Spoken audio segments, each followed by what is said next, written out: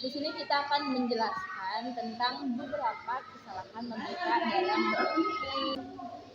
Oke guys, sebelum Kaisa nanti ngejelasin poin-poin apa aja sih yang ada di logical fallacies, aku mau ngasih tahu teman-teman dulu apa itu logical fallacies. Jadi, logical fallacies atau kesalahan logika dalam berpikir adalah kesalahan dalam penalaran yang dapat membuat argumen menjadi tidak meyakinkan dan menjadi tidak valid. Nah, adapun kesalahan logika yang pertama adalah abusif, menyerang karakter lawan debat. Nah, jadi hal ini biasa dilakukan oleh lawan debat kita dalam menyerang karakter pribadi seseorang. Jadi yang diserang itu karakter lawannya, bukan argumen yang disampaikannya. Terus yang kedua ada snob apple, yaitu mengandalkan pendapat elit atau kelompok tertentu.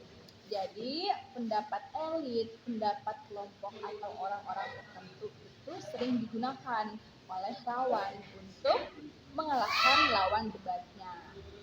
Yang ketiga ada adbeculum, tekanan atau ancaman. Nah, adbeculum ini biasanya digunakan oleh lawan debat untuk membenarkan argumennya dengan cara menggunakan tekanan atau ancaman terhadap lawan debatnya. Yang keempat ada ad verecundum, yaitu mengandalkan otoritas yang tidak relevan untuk membenarkan argumen. Jadi meskipun salah tetap saja digunakan untuk membenarkan argumennya gitu. Terus yang kelima ada flag waving, menggunakan sentimen patriotisme atau nasionalisme untuk membangun argumen.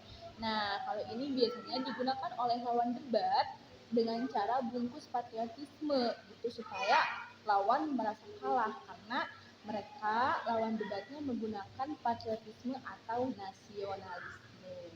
Nah, selanjutnya kesalahan logika akan disampaikan oleh Prisda.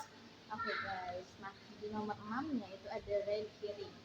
Red herring ini maksudnya adalah mengalihkan perhatian dari topik yang dibahas. Terus yang ketujuh ada showman. Showman itu maksudnya menyimpangkan argumen lawan untuk membuatnya lebih mudah diserang. Yang kedelapannya adalah ignoratio elenchi, yaitu maksudnya adalah di mana seseorang itu membuat kesimpulan yang tidak menjawab isu yang dibahas. Dan yang kesembilannya adalah lead question, jadi di mana maksudnya adalah mengajukan pertanyaan yang menyesatkan atau memuat asumsi yang tidak benar.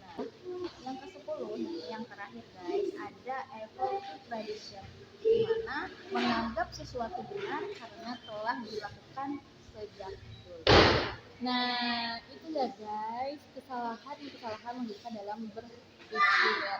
Nah, selanjutnya kita akan membuat salah satu contoh kesalahan logika, yaitu red herring, mengalihkan topik yang sedang dibicarakan.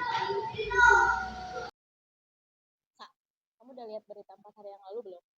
Katanya Presiden Prabowo bakal ngebuka hubungan diplomatik dan mengakui kemerdekaan Israel. Aku tahu sih ini tuh kontroversial, tapi kita harus pakai pendekatan berpikir kritis untuk menilainya. Oh, bukannya itu sama dengan menghina Palestina ya teh? Masa kita bakal lupain perjuangan Palestina yang bertahun-tahun itu? Bentar, aku tuh nggak bilang setuju atau enggak ya. Tapi sebelum marah, kita tuh perlu tahu dulu alasan dibalik keputusan itu. Misalnya, apakah ada dorongan strategis, diplomatik, atau kemanusiaan yang lebih luas? Tapi kan teh, Prabowo itu mantan militer. Siapa tahu beliau cuma cari muka di negara-negara barat. Jadi untuk apa kita percaya motifnya? Nah, itu kamu udah keluar jalur. Kita tuh lagi ngebahas tentang substansi kebijakan dan implikasinya terhadap hubungan internasional. Tapi kamu malah ngebahas soal pribadi presiden. Itu namanya head hearing, Sa. Masa sih? Tapi kan teh, rakyat juga punya hak. Jangan-jangan nanti negara kita ketimpan konflik yang bukan urusannya. Itu valid sih, tapi lagi-lagi kamu tuh harus bedain antara emosi, opini, dan fakta. Kalau misalkan kita mau berpikir kritis, kita harus bedain antara substansi kebijakan dan asumsi pribadi. Coba kita lihat dulu, apakah pengakuan tersebut melanggar hukum internasional atau apakah ada konsensus PBB? Kalau misalkan iya, nah baru itu adalah analisis yang objektif. Ya juga ya. Jadi, kamu setuju dengan Prabowo? Bukan soal setuju atau enggak. Ini soal bagaimana kita mengambil sikap berdasarkan analisis rasional, bukan langsung menilai secara sentimen. Karena kalau misalkan kita menilainya dengan emosi, ya diskusinya bakal kemana-mana, Sa. Ya juga ya. Kalau aku bawa soal latar belakang beliau dan sejarah militernya, berarti aku udah mengalihkan dari kebijakan militer itu dong. Tepat. Itu namanya red herring. Terlihat relevan, tetapi justru menjauhkan kita dari inti isu. Kalau misalkan kita mau kritis, harusnya tuh kita bisa menahan diri dari melenceng dengan halus. Oke, kalau gitu nanti aku mau cari argumen resminya dulu ya. Boleh minta link artikel yang tadi? Oke, nanti kalau kamu juga ketemu sama artikel tandingan, kamu kirim juga ya. Nanti kita diskusiin sambil ngopi. Oke deh.